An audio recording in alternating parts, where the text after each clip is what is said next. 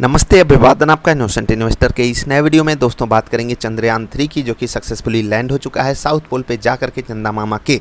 अब ये हमारे लिए बहुत ही प्राउड की बात है कि हमारा झंडा वहाँ पर जाकर के लहराने लगा है। कम से कम देखने में नहीं आएगा, लेकिन हम उसको महसूस कर सकते हैं। पूरी दुनिया उसको देख करके ये समझ सकती है कि हमारा देश कितना महान है। हमको अपने देश पे गर्व होना चाहिए, अपने देश के उस संस्थान पे गर्व होना चाहिए जो हमको कभी भी प्राउड फील कराने में कमी नहीं देता है। ठीक है, वहाँ के साइंटिस्ट के ऊपर हम सबको प्राउड फील करना चाहिए और मैं सरकार से यही उम्मीद करता हूँ कि उन साइंटिस्टों की जितनी भी तरीके से हो सकती है उतनी मदद की जाए, उतना उनको सपोर्ट किया जाए, उतना उनको प्रमोट किया जाए, उतना उनको सुविधाएं दी जाएं कि वो और बेहतरीन से बेहतरीन कारनामे अपने देश के लिए कर सकें। और एक चीज़ याद रखना, आप में से बहुत सारे लोगों को ये लगता होगा कि स्पेस प्रोग्राम पे इतना पैसा देश क्यों खर्च कर रहा है। तो मैं आपको बता दूं दोस्त, आपके देश में जो खेती होती है उसको इंक्लूड करके, आप जो रोड पे चलते हो वहाँ की मैपिंग को इंक्लूड करके, आपकी जो सुविधाएं हैं, बहुत बेसिक सी सुविधाएं, कौन सी, पुलिस की सुविधाएं, आर्मी की सुविधाएं, बैंक की सुविधाएं, इन सबको मदद मिलती है आपके इसी इसरो की बदौलत, और बहुत बड़ी बड़ी मदद मिलती है। ठीक है, अच्छी खेती हो पाती है, अच्छी क्रॉप्स उगाई जा सकती हैं, अच्छा आपको ट्रैफिक सिस्टम प्रोवाइड किया जाता है, वेदर सिस्टम आपको बेहतरीन मिलता है और नेटवर्क आपको बेहतरीन मिलता है ऐसे संस्थानों की बदौलत। तो आप ये मत कहा कीजिए कि ये पैसा बेकार में खर्च हो रहा है। हाँ, कभी कभी जो फल होता है वो तुरंत साफ साफ दिखाई नहीं देता है, इसलिए हमको ऐसा फील आ सकता है। इसलिए आप कोई भी हो, आप एक स्टूडेंट हो तो भी आपको प्राउड फील करना चाहिए, आप एक वर्किंग प्रोफेशनल हो तो भी आपको प्राउड फील करना चाहिए, आप एक बुज़ुर्ग हो तो भी आपको प्राउड फील करना चाहिए, क्योंकि आपके बच्चों के लिए एक बेहतर इंडिया बन रहा है। That's it. मून पे हम पहुंच चुके हैं और झंडे गाड़ चुके हैं। झंडे हमको अभी आगे और भी गाड़ने हैं। इसरो के साथ साथ आप सभी को भी पूरी मेहनत करनी चाहिए खुद को महान बनाने में, क्योंकि जब आप महान बनोगे अपना देश ऑटोमेटिकली महान बन ही जाएगा। ये सब हमारे डिस्कशन का मुद्दा जनरली नहीं होता है, लेकिन आज है, क्योंकि आज है प्राउड का दिन। तो अभी आते हैं निफ्टी 50 के चार्ट पे। कैंडल अच्छी बनी, लेकिन जो कल की कैंडल बनेगी वो ज़्यादा बेटर बन सकती है, क्योंकि एसजेक्स निफ्टी है, क्योंकि गिफ्ट निफ्टी, जी हाँ, आप तो गिफ्ट ही गिफ्ट मिल रहे हैं। तो गिफ्ट निफ्टी जो है वो आपको बेहतरीन ओपनिंग के संकेत दे रही है। थोड़ी देर पहले वो 19,500 पे ट्रेड कर रही थी। अब और क्या चाहिए, बढ़िया ओपनिंग हो सकती है। Let's hope for the best. IPO के बारे में बात करेंगे। एरोफ्लेक्स इंडस्ट्रीज लिमिटेड, क्या अप्लाई करना चाहिए? देखो, जब भी कोई ऐसी कंपनी आती है ना जो मार्केट में इकलौती है, यानी कि उसकी मोनोपोली है, तो वो महंगी ही मिलेगी, महंगी ही मिलेगी। दूसरी बड़ी बात कि ये कंपनी बहुत ही छोटी है, और दूसरे एंगल से ऑफकोर्स सी बात रहेगी कि भैया ये छोटा आईपीओ भी लेकर के आए हैं तो डिमांड बढ़ेगी। मोनोपोली है तो महंगी तो मिलेगी कंपनी, इसलिए ये कंपनी जो भी काम कर रही है ना, उसको आप ये मत देखो कि उसमें स्कोप कैसा है क्या नहीं है, महंगी है या सस्ती है। आप ये देखो कि ये जो अपने फाइनेंशियल्स दिखा रहे हैं वो स्टेबल हैं या नहीं। और अकॉर्डिंग टू उनका जो रिपोर्ट है, जो ड्राफ्ट रेड हेरिंग प्रॉस्पेक्टस है, इन्होंने बहुत बेहतरीन तरीके से अपनी कंपनी को मतलब बना करके रखा हुआ है। क्योंकि आप यहाँ पर सेक्टर वाइज देखिए, इनका रेवेन्यू जहाँ से आता है उसको बहुत ऊंचे पे नहीं रखा है किसी एक पार्ट में ही कि देखो सब बताएंगे स्टील वाली कंपनी है, लेकिन इनका जो कोर फोकस है वो सिर्फ स्टील पे ही नहीं है, ऑयल एंड गैस पे भी है, रिफाइनरीज पे है, फायर से रिलेटेड इक्विपमेंट्स पे है, केमिकल एंड पेट्रोकेमिकल्स पे है, मेटल्स एंड माइनिंग में है। ये क्या बनाते हैं? होसेस बनाते हैं, आप यहाँ पर पढ़ भी सकते हो, ऊपर लिखा हुआ है। और कभी कभी वैक्यूम होसेस जो होते हैं ना वो बहुत कॉस्टली होते हैं और वहाँ पर मार्जिन बहुत हाई हो जाता है। तो ये कंपनी हाई मार्जिन जनरेट करने वाली कंपनी अभी भी है और आगे भी रह सकती है, क्योंकि बहुत कम ऐसी कंपनियाँ हैं। इन्होंने खुद लिखा हुआ है कि इंडिया में कोई नहीं है इनका पीयर। आप जब क्वांटिटेटिव एनालिसिस में जाओगे तो वहाँ पर ये आपको खुद लिख करके बताए हुए हैं। DRHP आप डाउनलोड करके पढ़ भी सकते हो। हाँ, कुछ अच्छी बातें जो थी वो मैंने आपको यहाँ पर बता दी कि इन्होंने पूरा जो बास्केट बनाया हुआ है अपना, वो कमाल का बनाया हुआ है। एक ही बास्केट में सारे अंडे नहीं रखे हैं। अब फाइनेंशियल्स को थोड़ा सा देख लेते हैं।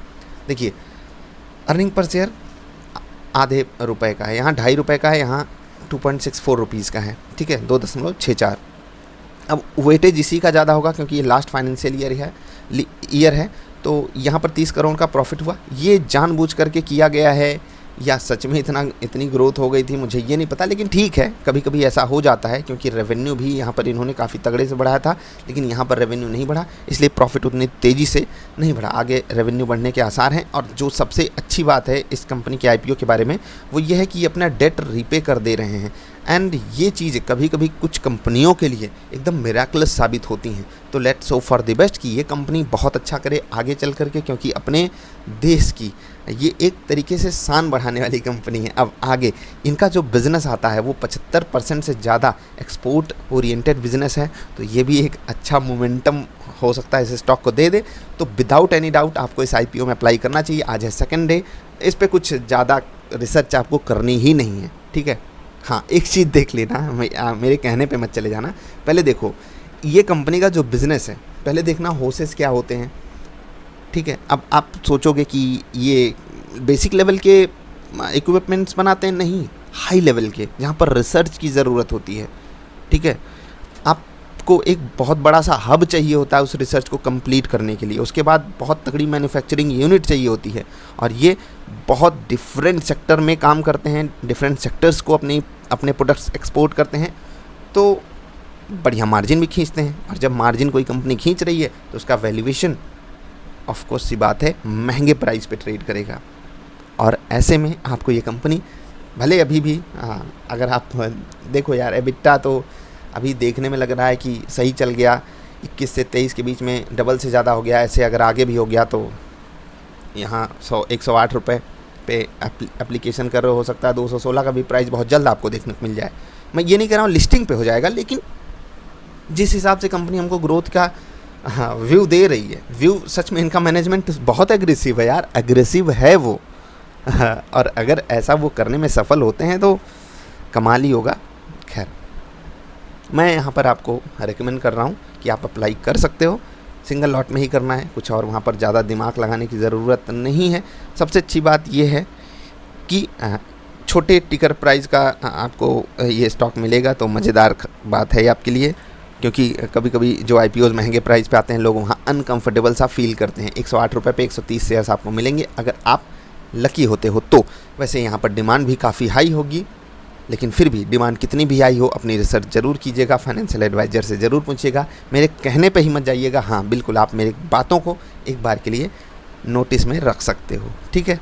हाँ, कोई और सवाल सुझाव हो तो पूछिएगा niftyindia.in विज़िट करके, ठीक है। आप कंपनी के बारे में यहाँ पर पढ़ सकते हो, कंपनी क्या काम करती है और इनका पोर्टफोलियो कैसा है। अब बात कर लेते हैं सपोर्ट एंड रेजिस्टेंस लेवल्स की। कुछ यहाँ पर जल्दी बातें करेंगे। देखिए, नीचे बाजार यहाँ आई होती वेल एंड गुड रहती, लेकिन कोई बात नहीं, इस वाले लेवल को बाजार सम्मान दे रही थी, लेकिन अल्टीमेटली बाजार इसको तोड़ करके नीचे गई। हाँ, फाइनल सपोर्ट पे नहीं रुकी जो यहाँ पर आज के दिन के लिए बना रहा था, लेकिन ऊपर जब बाजार आई इस लेवल को पूरा सम्मान दिया और यहाँ पर आप बाई कर सकते थे। बाकी आप ऊपर इस वाले लेवल पर टारगेट सेट करके टारगेट अचीव करा सकते थे।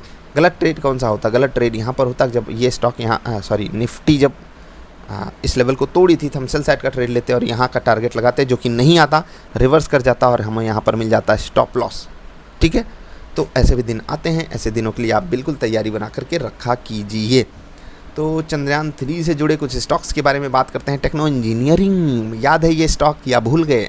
और देखो ये कैसा चल रहा है।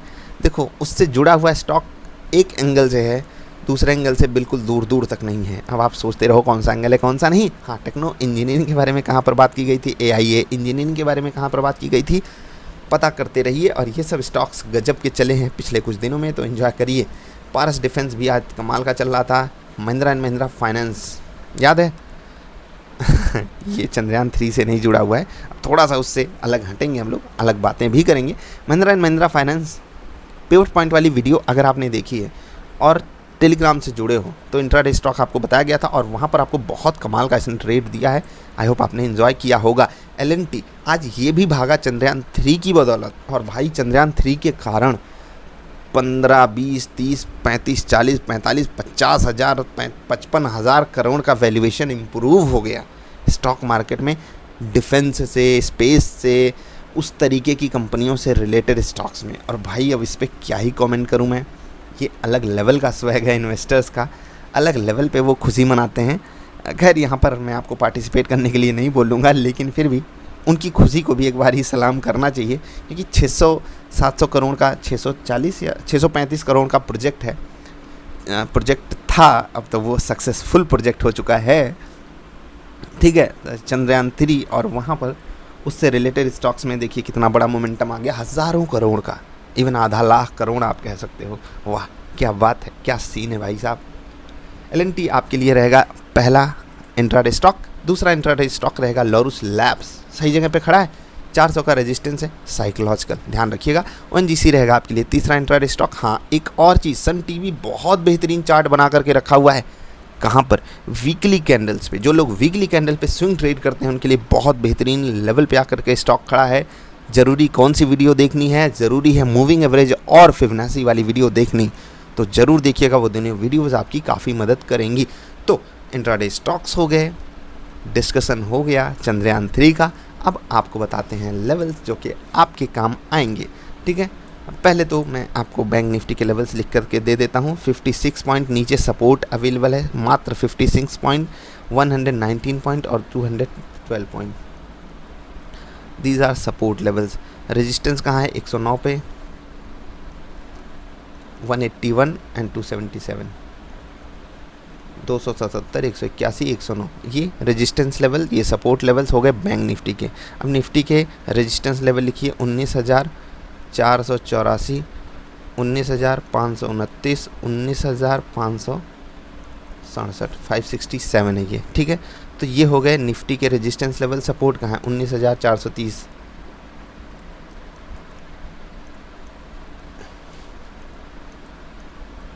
ये आप पढ़ लीजिए, 19,388, ठीक है, 19,338, 388 और 430, ये रहेंगे सपोर्ट लेवल्स फॉर निफ्टी। तो इंट्रा स्टॉक्स लेवल्स सब कुछ हो गए।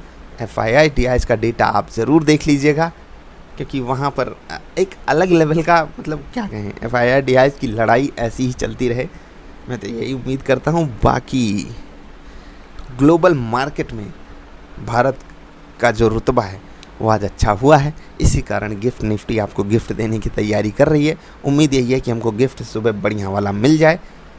बस अभी के लिए इतना ही। वीडियो देखने के लिए आपका आभार। अपने देश पर गर्व किया कीजिए, अपने देश पर गर्व करना हम सबकी पूरी जिम्मेदारी है, क्योंकि हम जब गर्व करेंगे तो हमारे यहाँ सही तरीके के हीरोज़ खड़े होंगे। सही चीज़ पर गर्व कराना सिखाइए अपने बच्चों को।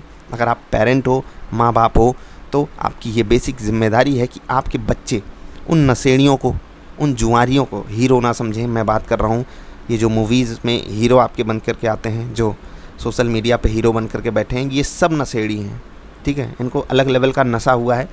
ये कोई नशा करते हैं या नहीं मैं इस पर कमेंट नहीं कर रहा हूँ, लेकिन ये खुद नशेड़ी हैं, क्योंकि ये आपके बच्चों को नशेड़ी बना रहे हैं फालतू का कंटेंट परोस करके। और जो जुआरी हैं, जुआरी मतलब ये जो स्पोर्ट्स वाले हैं, फेक स्पोर्ट्स, जो फेक प्लेयर्स हैं, और उनको मैं फेक प्लेयर ही बोलूँगा, जो फालतू की जुआ वाली चीज़ें प्रमोट करते हैं। इवन अब पूरी की पूरी क्रिकेट टीम को ही ऐसे ऐप्स प्रमोट कर रहे हैं, वहाँ पर मैं कुछ कमेंट नहीं कर पाऊँगा, लेकिन कम से कम ऐसे लोगों को आप अपने बच्चों को मत सिखाओ कि उनको हीरो समझें। अगर उनका कोई हीरो हो सकता है तो साइंटिस्ट हो सकते हैं, सही बंदा हो सकता है जो सही खेल खेल करके अपने देश का नाम रोशन कर रहा है, ठीक है। वो बच्चा है ना चेस वाला, नाम याद है? अब देखो वो भी एक इतिहास रचने जा रहा है। इतिहास एक्चुअली वो रच चुका है।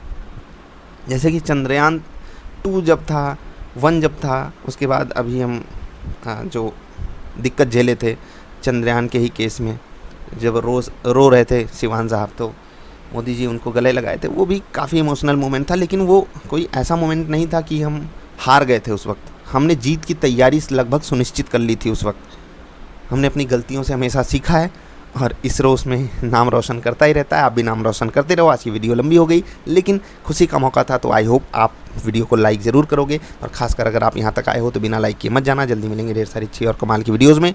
वीडियो देखने के लिए आपका आभार। जल्दी मिलेंगे, नमस्कार।